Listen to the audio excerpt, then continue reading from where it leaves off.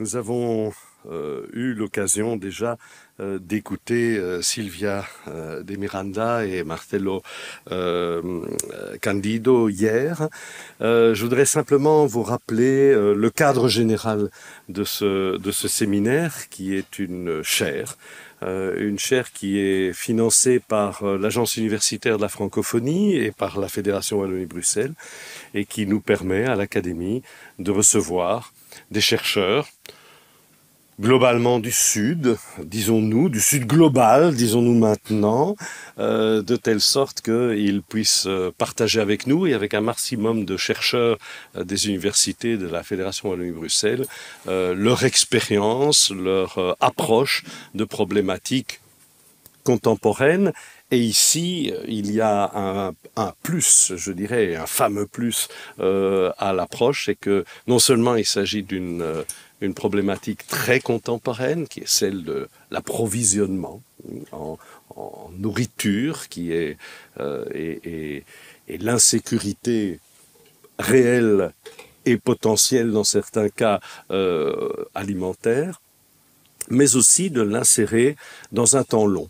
Dans celui non seulement de l'ingénieur agronome, mais également de l'historien, non pas parce que le passé nous permettrait de connaître le futur, mais parce que de questionner le passé permet d'affiner les questions que l'on pose au futur, et c'est en fait ce que l'on va faire plus particulièrement aujourd'hui, puisque hier, pour ceux qui n'ont pas eu la chance d'être parmi nous, hier, c'était essentiellement Silvia de Miranda qui avait tenu la chaire dans son exposé principal et les conclusions avaient été tirées par Marcelo Candido. Aujourd'hui, nous inversons les choses et c'est Marcelo à qui je céderai dans un instant immédiatement la parole. Je voudrais excusez la redite pour ceux qui avaient la chance d'être là hier, mais je voudrais présenter à nouveau nos conférenciers. Silvia Helena Galvao de Miranda, qui est ingénieure agronome, docteur en économie agricole, qui a fait un postdoctorat à la Pennsylvania State University, qui est professeur au département d'économie, d'administration et de sociologie de l'université de Sao Paulo au Brésil, et qui est également membre associé de l'International Agricultural Trade Research Consortium. Elle coordonne en plus l'axe chaîne de valeur au sein de l'Institut dont vous voyez le nom et dont je ne me hasarderai pas à prononcer en portugais le titre. Voilà, ce n'est pas du tout une langue que je pratique. Et puis Marcelo Candido da Silva, qui est professeur au département d'histoire de la même université, USP, avec lui un doctorat en histoire, plus particulièrement en histoire médiévale, obtenu à l'université de Lyon 2, et qui est membre associé de la Société des historiens médiévistes de l'enseignement supérieur public français et vice-coordinateur de l'Institut national des sciences et technologies de la même association.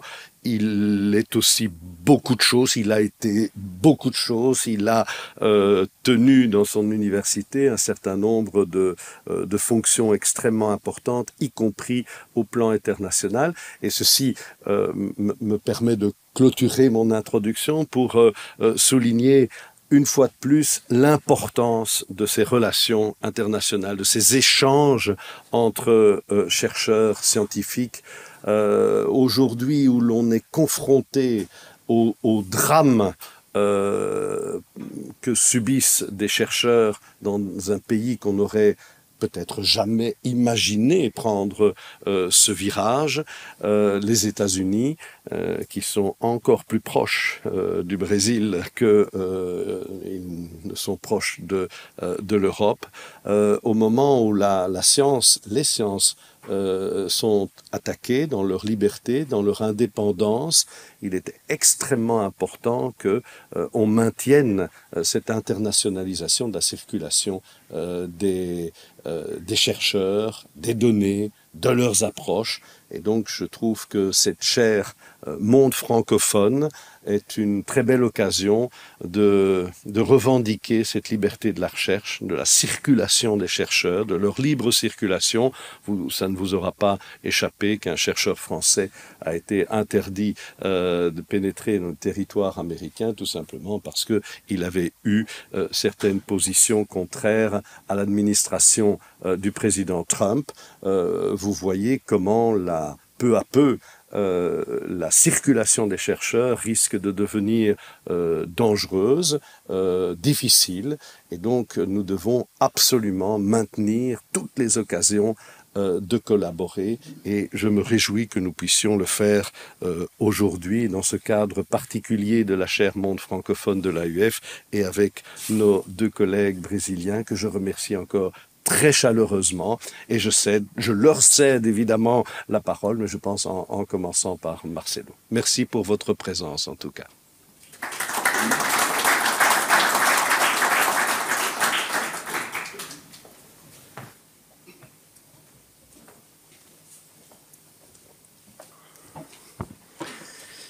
Bonsoir à toutes et à tous. Hier, ma collègue Sylvia Miranda a souligné l'honneur qui est le nôtre d'échanger avec vous sur ce sujet qui nous est très cher, la promotion de la sécurité alimentaire au Brésil. Je souhaite renouveler ces remerciements au secrétaire perpétuel Didier Vivier, à la classe de lettres des sciences morales et politiques, et aussi à Jean-Pierre Devroy, et à tous les membres de l'Académie royale de Belgique. J'aimerais ajouter que la préparation de ces interventions non seulement nous a donné l'opportunité de faire un bilan sur nos récentes activités, mais aussi de réfléchir sur leur sens. Devant l'ampleur des défis liés à la lutte contre la famine et l'insécurité alimentaire, il est impératif que toute action soit conçue avec une réflexion approfondie et stratégique. De même, nos actions doivent être ensuite évaluées de manière critique afin qu'elles enrichissent nos réflexions. Et le séjour bruxellois est pour nous une opportunité très importante dans ce sens. Aujourd'hui, nous vous présentons les premiers résultats d'un projet de recherche lancé en 2024 au sein de l'Institut national de sciences et technologies Combattre la famine. Ce projet vise à examiner comment l'analyse comparative d'épisodes de famine du passé et du présent peut enrichir notre compréhension globale du problème de la famine. Notre premier colloque aura lieu à São Paulo les 16 et 17 juin prochains à l'Université de São Paulo et rassemblera des spécialistes des famines de la Rome antique, du monde carolingien, de la péninsule ibérique, du nord de l'Europe à la fin du Moyen-Âge, du début de l'époque moderne et aussi de l'époque contemporaine. Nous aurons avec nous non seulement des historiens, mais aussi des spécialistes de l'économie agricole, politique publique, santé publique et intelligence artificielle. Cette initiative s'inscrit dans une démarche qui a commencé il y a 12 ans, lorsque l'historien français François Menant publiait dans la revue L'Histoire un essai sur les crises alimentaires à la fin du Moyen-Âge. Dans cet article, intitulé « Du Moyen-Âge aujourd'hui, 1000 ans de famine », il a posé la question suivante. Les famines qu'a connues récemment et que connaît encore le monde aujourd'hui, peuvent-elles nous permettre de mieux comprendre celles du Moyen-Âge ? François Menant cherchait alors à intégrer les nouvelles perspectives théoriques sur les famines contemporaines dans la compréhension des famines médiévales. Par ailleurs, notre colloque sera dédié à la mémoire de François, décédé en 2022. Dans ce projet, nous avons choisi d'élargir l'approche qui a été le sien en posant la question suivante. Dans quelle mesure l'analyse connectée des famines d'hier et d'aujourd'hui peut aider à la compréhension de la famine? Avant de continuer, permettez-moi de préciser 3 points. Premièrement, la comparaison entre les famines d'hier et celles d'aujourd'hui ne signifie pas que l'on ignore ou minimise leurs différences profondes. Il va de soi que les famines anciennes sont très différentes de celles de notre époque. Un historien doit savoir l'importance de la différence, même s'il essaye de comparer. Il y a énormément de différences. Je me contenterai ici de ne citer que 2. La connectivité des marchés et leurs influences dans la définition des prix des denrées alimentaires, et d'autre part, le rôle inédit que joue la technologie dans la production alimentaire, parfois au détriment de l'environnement et de la santé publique, comme il a été souligné par Sylvia hier. Deuxièmement, nous adoptons ici une approche méthodologique qui ne cherche pas à établir des liens directs entre les famines d'hier et celles d'aujourd'hui. La famine est loin d'être l'héritage d'un passé médiéval ou un vestige de la précarité technique des sociétés anciennes, que certaines sociétés modernes n'auraient pas encore réussi à dépasser. L'économiste Stéphane Devereux a estimé que plus de 75 millions de personnes sont mortes de faim entre 1903 et 1998, contre 2 millions au XVIIe siècle, 10 millions au XVIIIe siècle et 25 millions au XIXe siècle. Ces chiffres terribles sont également le résultat, bien sûr, d'une croissance démographique sans précédent et des conflits à l'échelle mondiale qui ont marqué le XXe siècle. Ainsi, il serait erroné de percevoir la famine dans le monde contemporain comme une antithèse de la modernité. Au contraire, elle en constitue une conséquence directe de la modernité. La modernité l'a même aggravée, comme on vient de voir dans ces chiffres. Troisième et dernier point, nous ne souhaitons pas non plus examiner le passé à la recherche des leçons susceptibles d'inspirer des solutions aux défis contemporains. Notre objectif, qui peut-être vous semblera trop ambitieux, et vous aurez raison, est d'évaluer la pertinence de l'analyse connectée des famines d'hier et d'aujourd'hui pour relever quelques-uns des considérables défis liés à la compréhension de l'insécurité alimentaire. Le principal obstacle à une vue d'ensemble des famines d'hier et d'aujourd'hui, au-delà de l'ampleur de la tâche, se trouve dans ce qu'on appelle la théorie de la modernisation. Cette théorie est en effet une déduction des modèles explicatifs présentés par les classiques des sciences sociales, tels que Karl Marx, Émile Durkheim et Max Weber.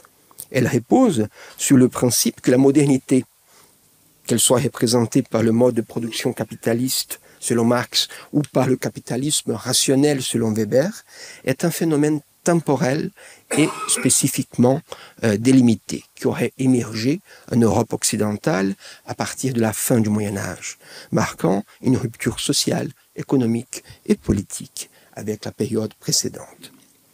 En sociologie, en anthropologie et en histoire, la perception du monde moderne comme résultant d'une transformation radicale survenue en Europe occidentale à la fin du Moyen Âge a récemment évolué vers une approche plus nuancée et, je dirais aussi, moins européenne. Cette nouvelle perspective évite la dichotomie entre prémoderne et moderne et parfois élargit le champ de vision de la soi-disant modernité au-delà de l'Europe. Il y a de nombreux exemples à cet égard. Je vais retenir quelques-uns des différents horizons. Dans Le désenchantement du monde, Marcel Gauchet soulève un paradoxe. la sortie de la religion au XVIIIe siècle en Europe découlerait de l'essence même du christianisme. En séparant radicalement la puissance divine de l'univers terrestre, le christianisme aurait permis une autonomie des humains face aux puissances gouvernantes, obligeant le croyant à intérioriser la foi.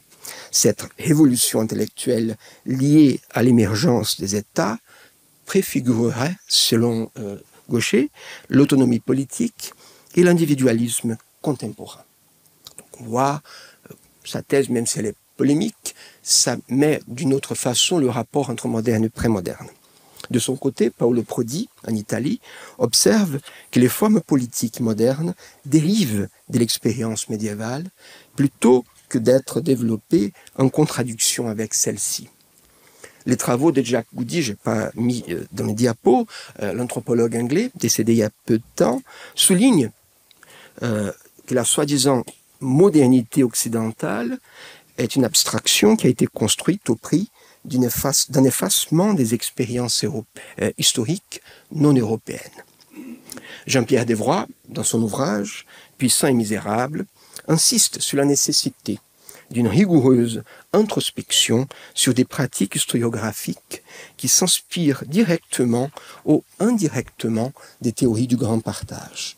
Le grand partage consiste à stipuler l'existence d'une ligne univoque de séparation entre deux genres de sociétés et de cultures. Les sociétés primitives, les sociétés civilisées d'un côté, les sociétés simples d'un côté, les sociétés complexes de l'autre, les sociétés traditionnelles et les sociétés modernes. Nous pourrions aussi citer l'anthropologue brésilien Eduardo Viveiros de Castro, qui a proposé de mettre en relief le point de vue de la pensée occidentale au regard du perspectivisme amérindien, remettant ainsi en question le concept de culture et de nature, ou plutôt la relation entre culture et nature telle qu'on voit dans la philosophie européenne. Un paradoxe mérite d'être souligné. Bien que l'idée d'une rupture des sociétés modernes et prémodernes ait été réévaluée, comme on voit dans ces ouvrages d'horizons différents, cette idée critiquée, voire abandonnée dans plusieurs domaines, ce mouvement n'a que très peu touché les études sur la famine. Dans ce domaine, la théorie de la modernisation demeure prépondérante. Cela invite à une réflexion sur les raisons sous-jacentes que nous essayerons d'expliquer. Voilà un excellent exemple de cette dichotomie. Dans un ouvrage collectif publié en 1998, intitulé The New Famines, Why Famines Persist in an Era of Globalization, et Stéphane Devereux utilise les notions d'anciennes famines et de Ancient Famines and New Famines afin de mettre en évidence les différences qu'il considère fondamentales entre les famines du passé et celles de l'ère de la mondialisation. D'un côté, les famines anciennes, les vieilles famines, qui seraient principalement causées par des catastrophes naturelles, sécheresse, inondations, maladies, des cultures y compris, ou des conflits.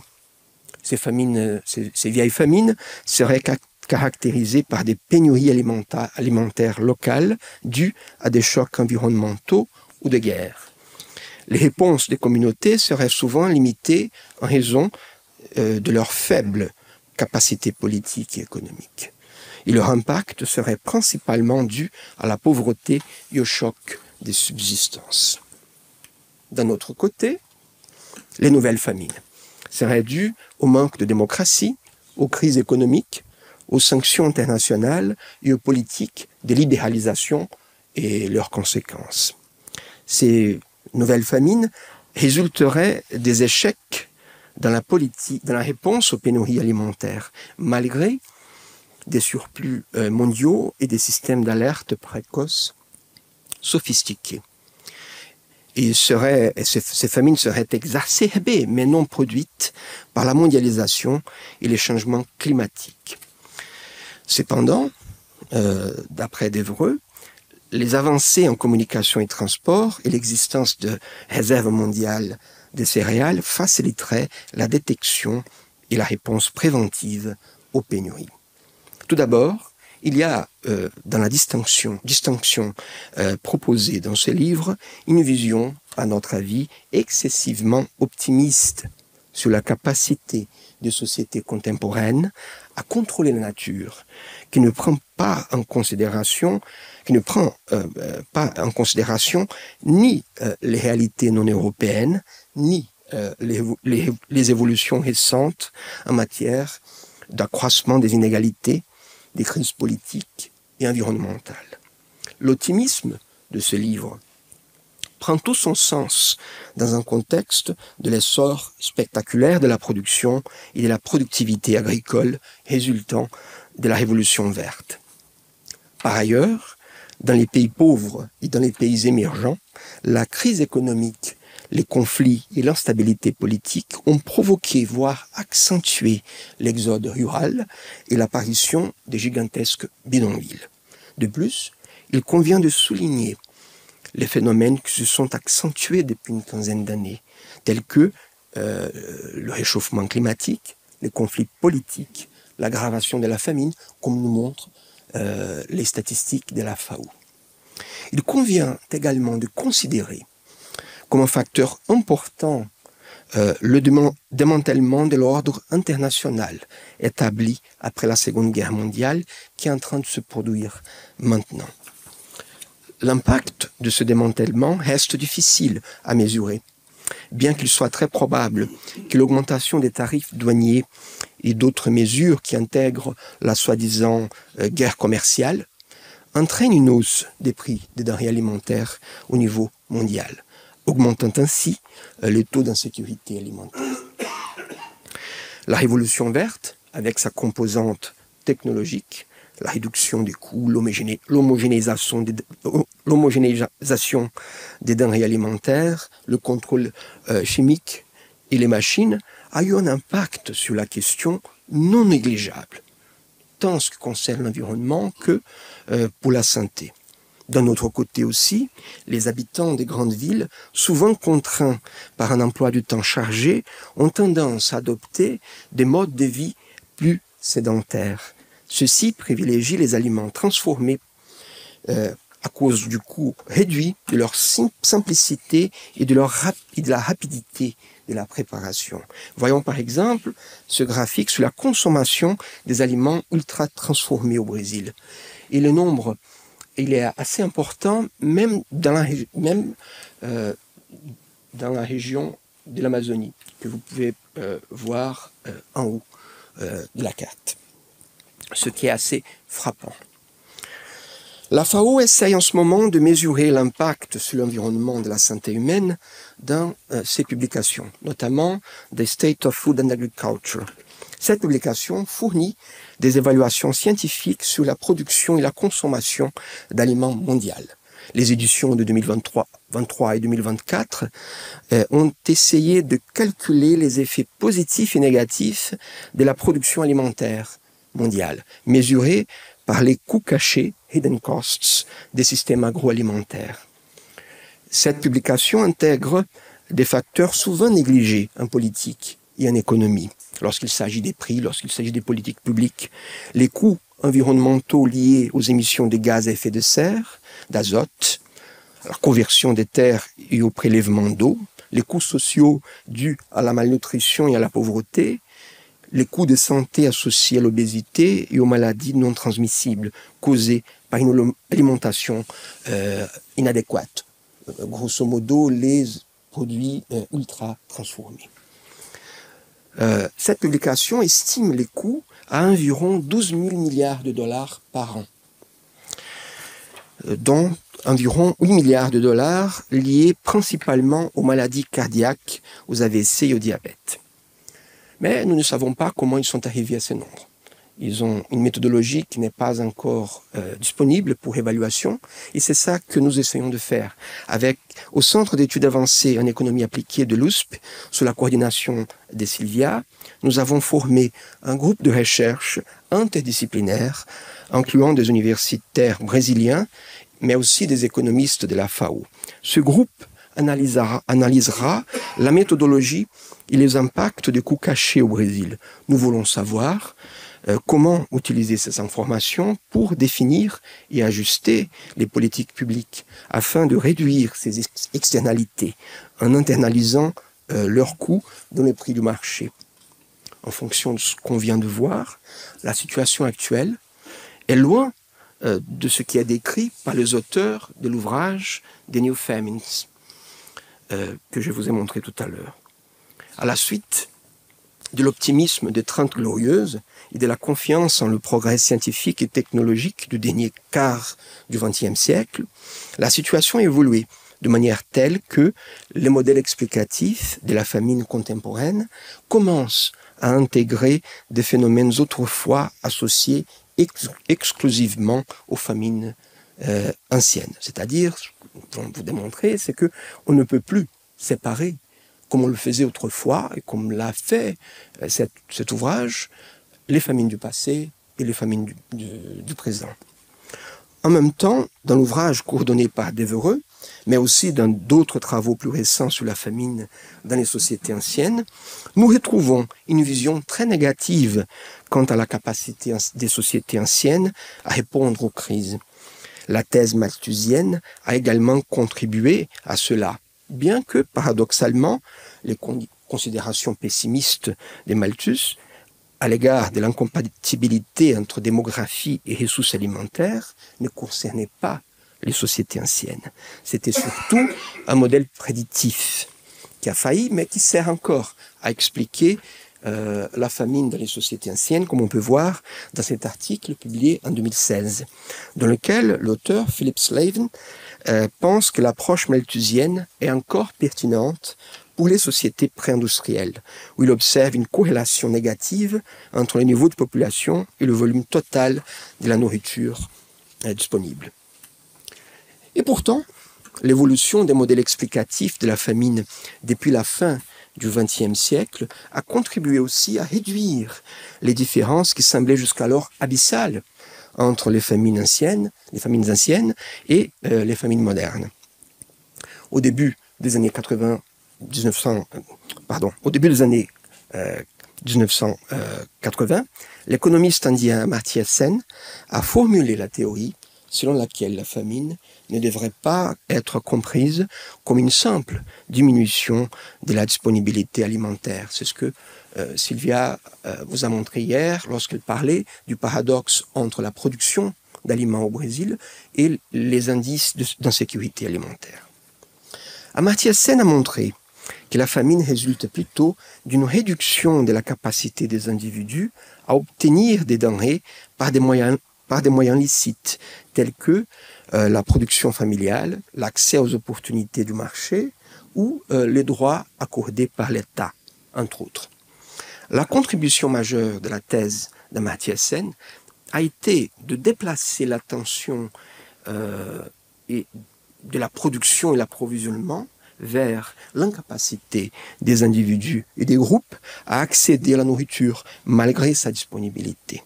Les famines pourraient donc survenir même lorsque les disponibilités alimentaires sont suffisantes et que le marché fonctionne bien.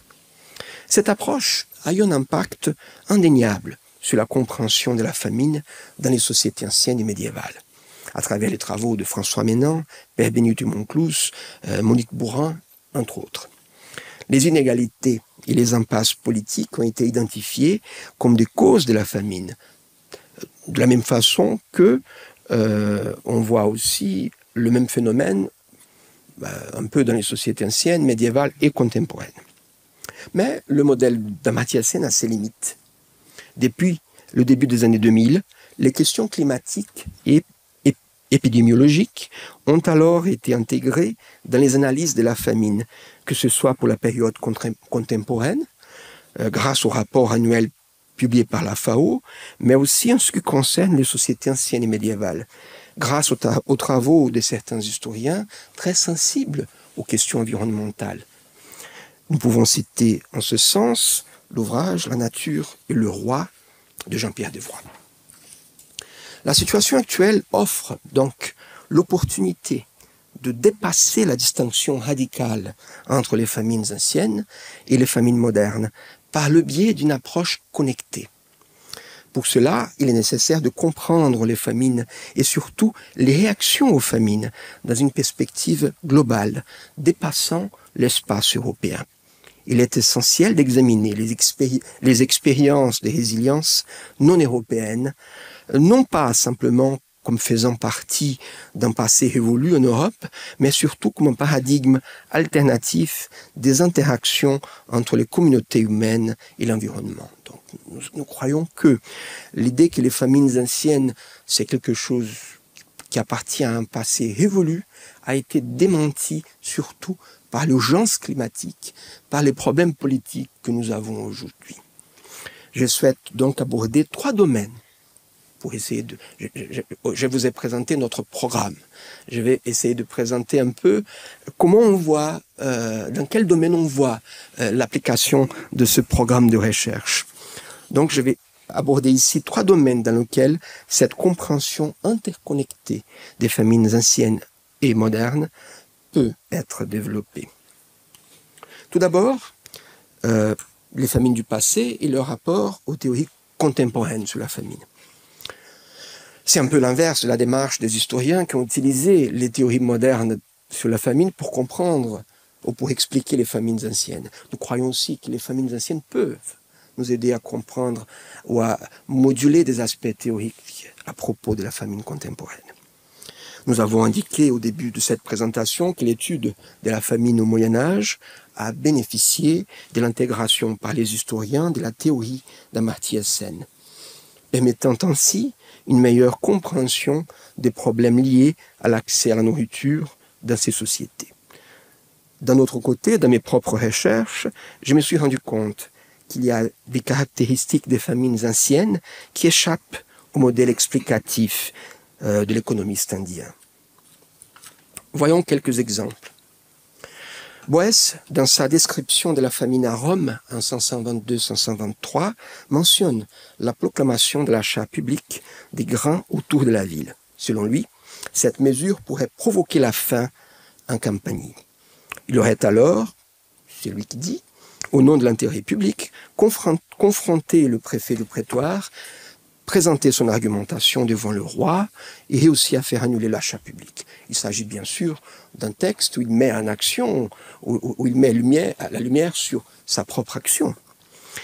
Des exemples comme celui-là, par contre, sont nombreux. Ils montrent qu'Amartya Sen a négligé de considérer que les relations sociales régissant les droits d'accès à l'alimentation ne sont pas inhérents, mais résultent d'équilibres établis et souvent négociés. Amartya Sen ne prend pas assez en considération, ou ne prend pas du tout en considération, la violation des droits. Il le fait simplement du point de vue des actions illégales, telles que le pillage et les déprédations. Or, le texte de Boès que je viens de vous montrer permet, à mon avis, de voir qu'il existe par ailleurs des phénomènes qui interfèrent avec les droits et ne se limitent pas exclusivement au domaine de l'illégalité. Les processus politiques peuvent délibérément restreindre l'accès à la nourriture, provoquant ou aggravant des crises alimentaires. La coercion exercée par les seigneurs dans les sociétés rurales d'Europe occidentale au Moyen-Âge en est une illustration claire et significative. C'est ce que montre par ailleurs le travail de Père Benito Monclús sur les famines des XIe, XIIIe siècles. Cet historien espagnol a fait une recension des cas de famine dans cette période qui est considérée pour beaucoup d'historiens encore comme une période de l'essor de l'économie médiévale. Et il a montré qu'il y a beaucoup de famines, et au moins une bonne partie d'entre elles sont le résultat de cette pression seigneuriale, de cette surexploitation qui provoque dans les communautés paysannes des épisodes de famine. Donc, nous ne sommes pas devant des pillages isolés. Nous sommes devant un modèle de domination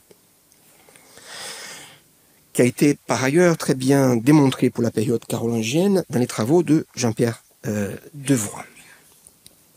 La vision d'Amartya Sen sur la famine en tant que défaillance du droit ne prend pas en compte le fait que la famine peut avoir aussi des bénéficiaires et des victimes.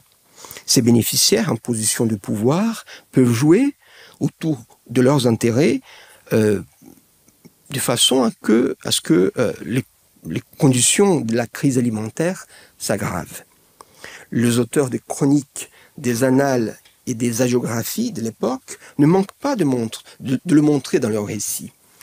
Grégoire de Tours, décrivant une famine survenue à la fin du VIe siècle en Gaule, mentionne que certains habitants ont fabriqué du pain en mélangeant un peu de farine à leur disposition avec des semences de raisin ou de racines de fougères. D'autres, n'ayant pas du tout de farine, auraient consommé des mauvaises herbes, ce qui aurait entraîné leur mort. Un certain nombre de personnes auraient été à mesure de payer les prix très élevés exigés par les marchands. Donc on voit qu'il y a des conditions sociales différentes devant la famine. La famine n'atteint pas d'une façon homogène les sociétés.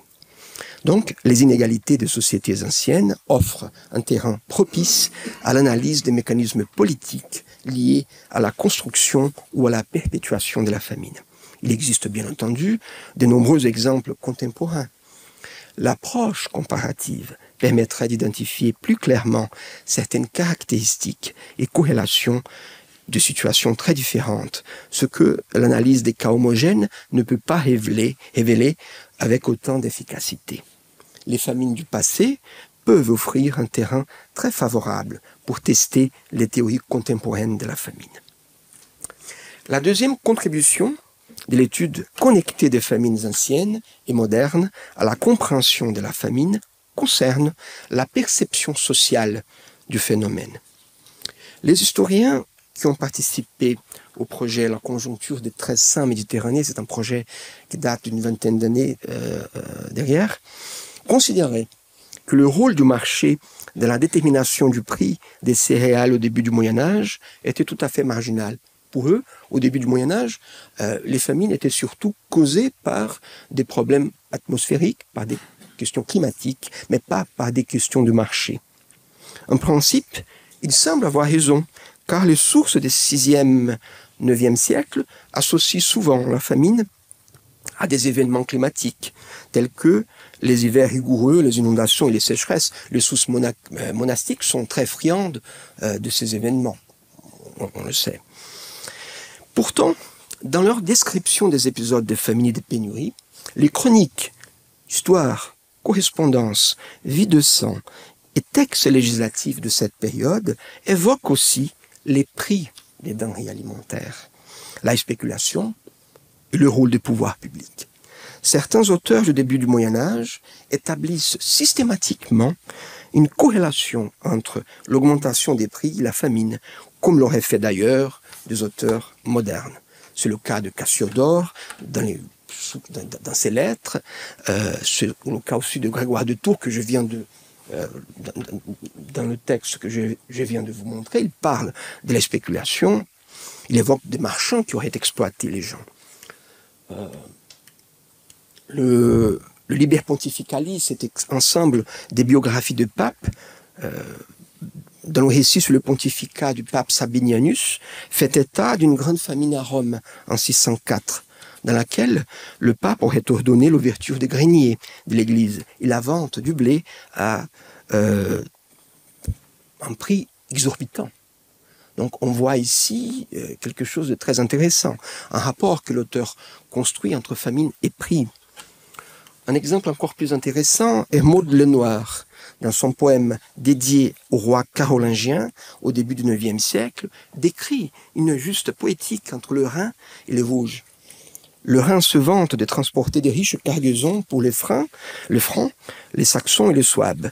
Les Vosges accusent le Rhin de transporter des céréales et du vin pour les vendre au-delà des mers, tandis que les malheureux paysans souffraient de la faim et de la soif.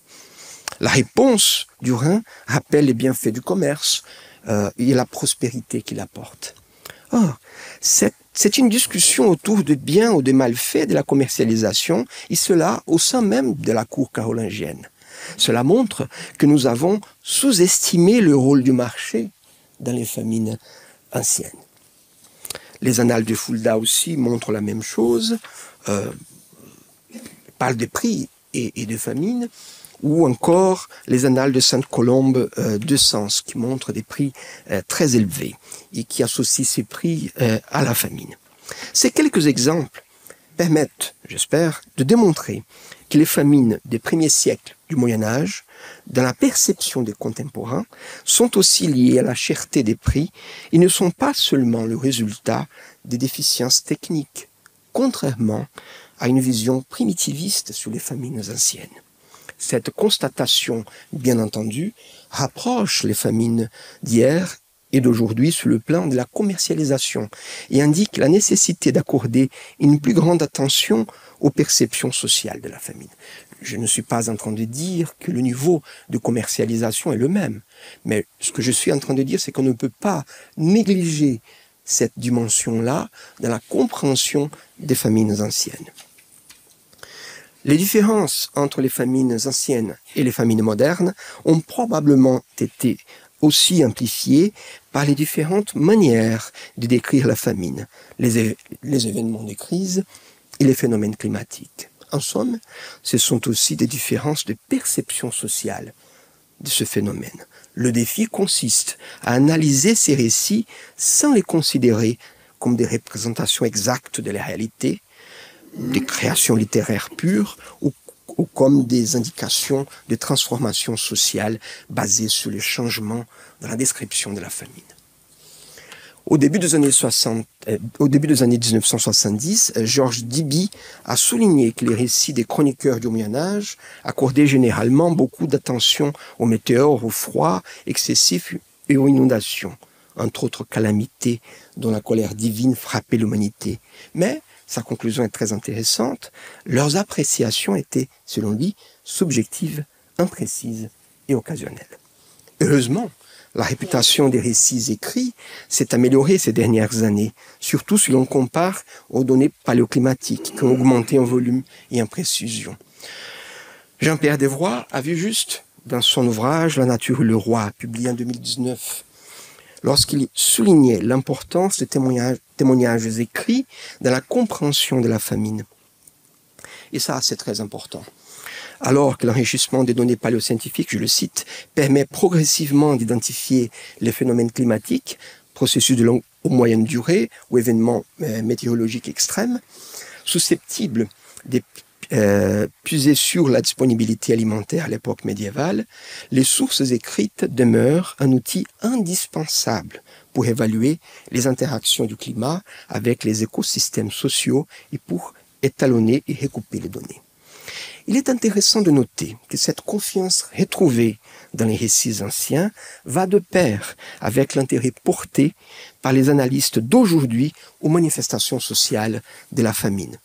Soulignons donc une coïncidence. En cette même année 2019, dans laquelle La nature et le roi a été publié, le rapport annuel de la FAO a innové. Pour la première fois, ils ont intégré comme indicateur de la famine la perception sociale, la prévalence de l'insécurité alimentaire modérée ou sévère, mesurée à l'aide d'une échelle, ce qu'ils appellent l'échelle d'expérience de l'insécurité alimentaire.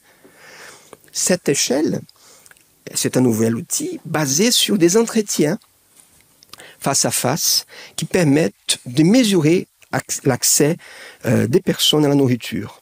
La collecte de données relatives aux mesures de lutte contre la famine, y compris les avis des utilisateurs et des membres de leurs réseaux sociaux, constitue donc un élément nouveau dans l'élaboration des politiques publiques. Et c'est cette coïncidence que j'aimerais souligner.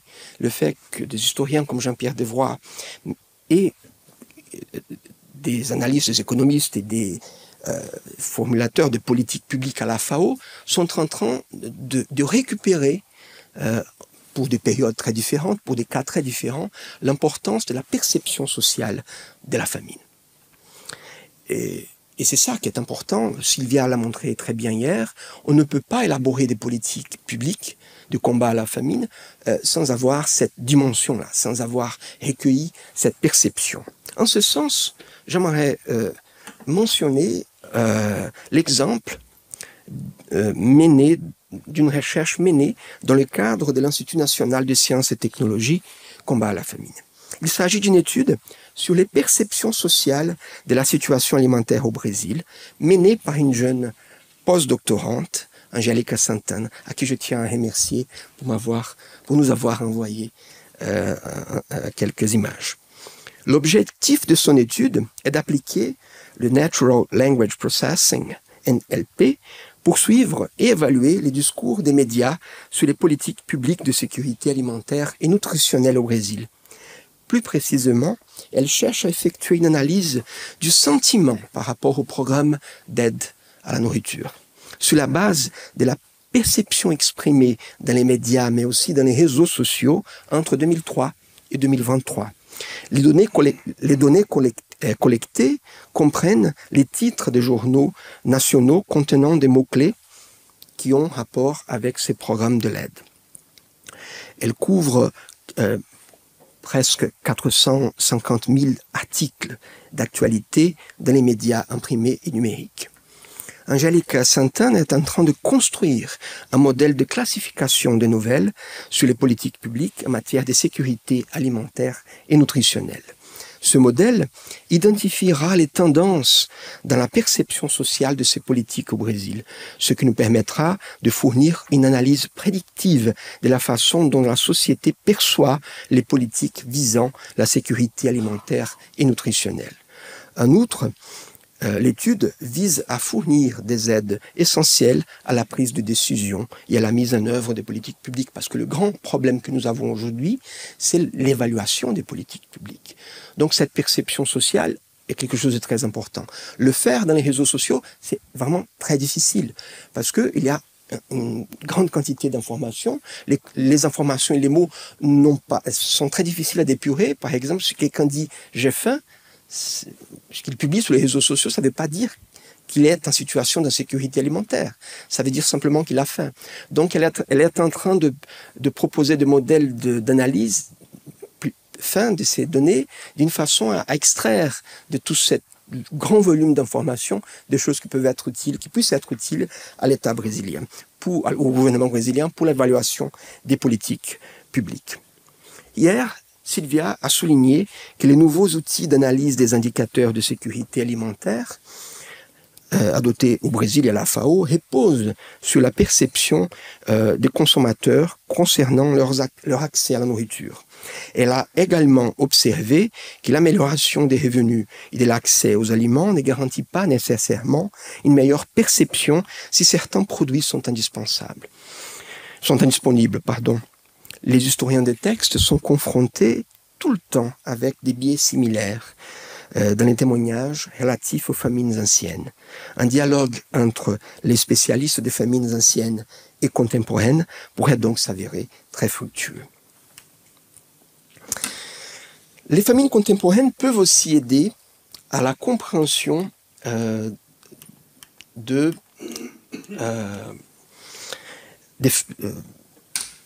famines. Les famines contemporaines peuvent aussi aider à la compréhension des famines anciennes en ce qui concerne l'usage des concepts. Les historiens, lorsqu'ils étudient les crises alimentaires des sociétés anciennes, utilisent principalement un cadre conceptuel basé sur leur nature épisodique, pénurie, disette, famine.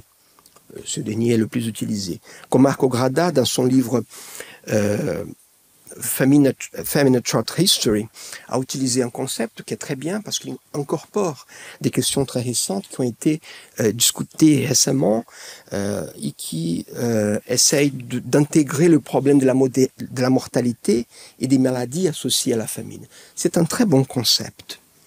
Par contre, la notion de famine n'est pas suffisante pour étudier toute la diversité de la situation alimentaire des communautés prémoderne. En premier lieu, appliquée aux sources narratives, la notion de famine laisse de côté toutes les situations où il n'y a pas de mortalité directe causée par la famine. Lorsqu'un auteur ancien parle de famine, il est intéressé, il est frappé par la mort des personnes. Or, ce qui nous intéresse, en ce qui concerne la situation alimentaire, va au-delà des épisodes de mort. La notion de famine est souvent réduite à des épisodes de mortalité, négligeant ainsi les conditions politiques, matérielles et sanitaires qui influencent l'alimentation. Il est important d'aller au-delà de cette analyse épisodique et d'utiliser des mentions recensées comme point de départ pour examiner les situations alimentaires dans leur diversité, leur complexité et leur dynamique. C'est en ce sens que nous utilisons de plus en plus la notion d'insécurité alimentaire, dont a parlé Sylvia hier, et qui est largement utilisée par les agences de l'ONU, en particulier la FAO.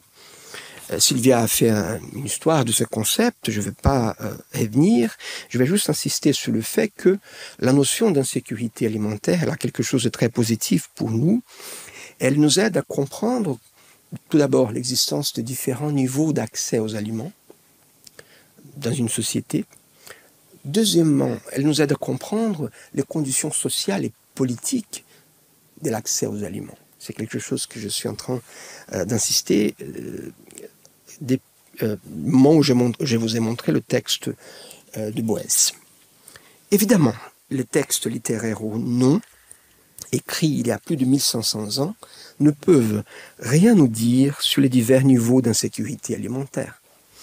Nos sources sont intéressées surtout à décrire les épisodes de mortalité. Cependant, elles offrent des indications sur d'autres phénomènes qui sont masqués par l'application exclusive du concept de famine.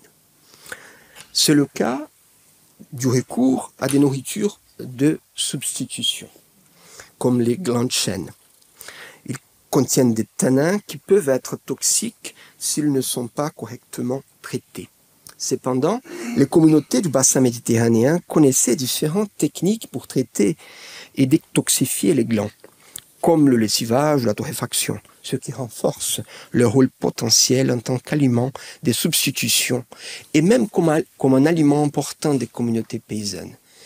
Et des recherches archéologiques, des fouilles archéologiques ont montré la présence des glands de chêne comme reste alimentaire dans une partie importante du bassin méditerranéen. En Turquie, par exemple, en Anatolie, pour être plus précis, il y a de nombreux cas. Mais là, il y a quelque chose d'intéressant qui a été montré par des chercheurs. La consommation des glands de chêne par les communautés paysannes a été désestimulée par l'État turc à partir des années 50 grâce à la Révolution verte. Donc la Révolution verte a eu cette conséquence, elle a diminué considérablement le choix d'aliments que les communautés paysannes pouvaient en avoir. La notion d'insécurité alimentaire, par ailleurs, sous les aliments de substitution, nous sommes en train d'écrire à plusieurs mains un article qui, j'espère, paraîtra bientôt. La notion d'insécurité alimentaire est cruciale car elle souligne la nature multidimensionnelle de la famine en attirant notre attention aux conditions sociopolitiques de l'accès. Malgré la constance que nous avons essayé de souligner tout au long de cette présentation, il reste un défi majeur. Chaque manifestation de la famine a ses propres spécificités, qui sont le résultat des caractéristiques de chaque époque, de chaque communauté, de chaque région. Ce paradoxe est le principal obstacle à la définition et la compréhension du phénomène dans son ensemble. En ce sens, l'universalité de la famine offre également une opportunité unique de comparer une énorme masse de données, jamais analysées de manière connectée jusqu'à présent, surtout si l'on fait abstraction des barrières créées entre les famines anciennes et modernes, et qui ont été mises en question, comme on l'a vu. La compréhension de la famine exige une comparaison systématique de ces différentes expériences sociales. La lutte contre la famine nécessite une approche interdisciplinaire. Il ne peut pas se limiter aux manifestations actuelles du phénomène. Bien sûr, cela n'a jamais été tenté à cette échelle, mais cet exercice peut et doit être mené par une équipe pluridisciplinaire avec l'aide aussi des outils informatiques. Bon, sur la base de ce qui a été dit jusqu'à présent, nous voudrions tisser quelques considérations sur les familles du futur, c'est plutôt Sylvia qui le fera. Avant, juste un petit mot, tout exercice prédictif porte en soi la sémence de sa propre mise en cause. Cet exercice est néanmoins essentiel dans le domaine d'intérêt qui est le nôtre. Il faut que nous soyons capables de réfléchir sur les défis qui nous attendent. C'est un exercice d'autant plus difficile que l'ordre mondial que nous connaissons depuis des décennies est en train de s'écrouler sous nos yeux. Chers collègues, compte tenu du fait que ma spécialité consiste à prédire le passé, avec un taux de réussite qui appelle tout de même à beaucoup de modestie de ma part, il reviendra à Sylvia de parler sur les familles du futur. Merci.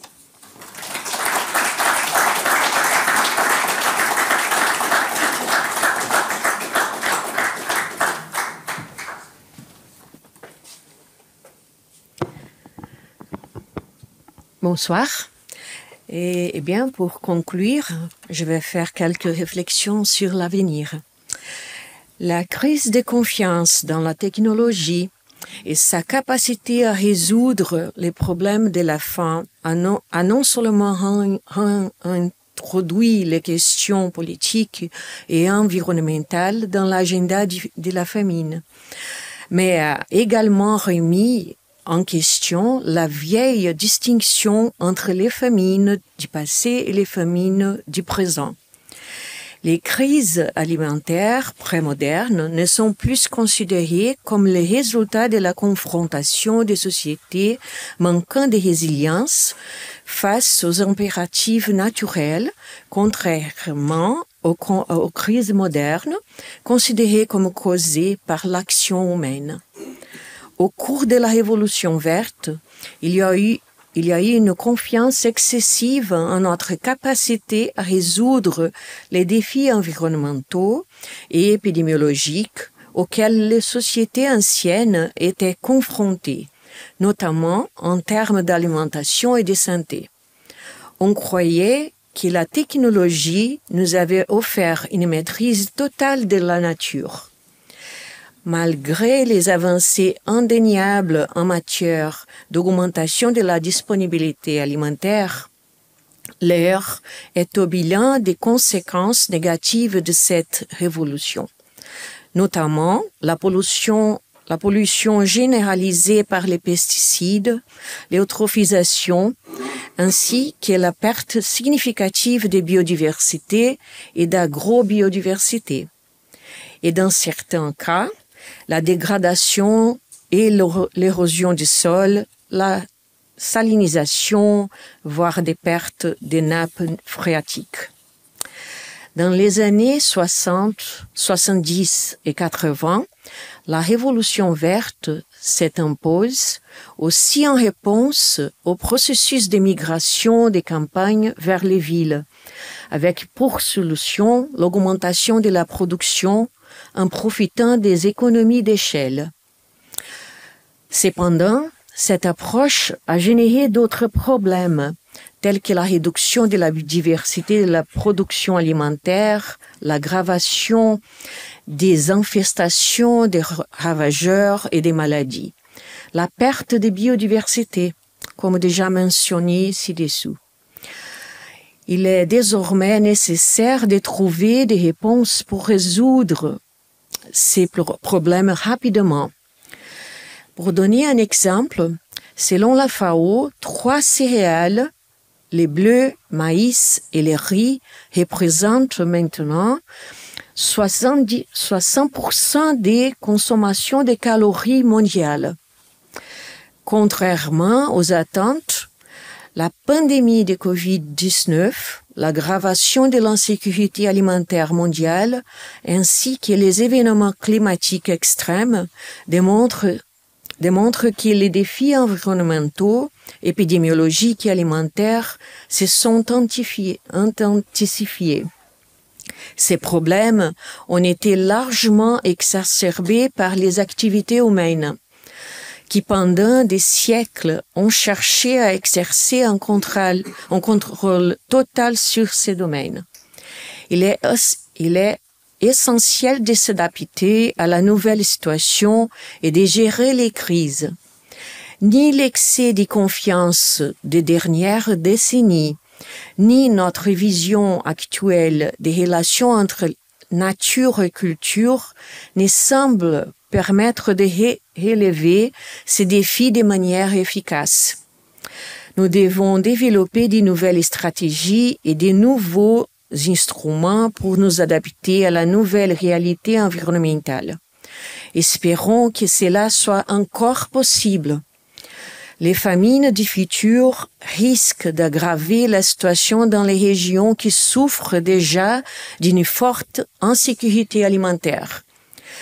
Elles devraient également entraîner une augmentation de l'insécurité alimentaire dans les régions qui avaient déjà résolu ces problèmes face aux effets négatifs du changement climatique sur les systèmes de production alimentaire dans tout le monde, qui n'ont pas encore été clairement mesurés. La photo que vous voyez sur la diapositive, datant de mai 2024 au Brésil, illustre les inondations qui se sont produites dans l'État de Rio Grande do Sul entre la fin du mois d'avril et le début du mois de mai. Elles ont été considérées comme la plus grande catastrophe climatique de l'État, avec 183 morts.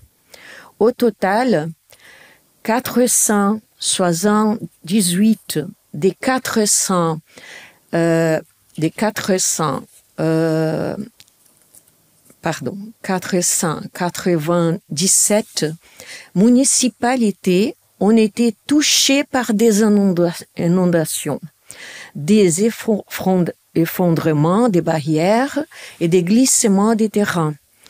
Environ 2,4 millions de personnes ont été touchées par les pluies et plus de 442 000 personnes ont quitté leur domicile. En analysant, la région qui produit cette région produit aussi environ 60% de tous les riz consommés au Brésil. Et cette région a perdu presque toute la production qui n'était pas encore cueillie. Heureusement, la plupart des riz étaient déjà récoltés. Mais il y a eu beaucoup d'inquiétudes sur les impacts d'une possible augmentation des prix. Par contre, au futur, nous ne savons pas ce qui peut arriver. En analysant les questions de la famine dans le futur, nous comprenons que les solutions visant à atténuer la crise climatique et à s'y adapter deviennent des impératifs.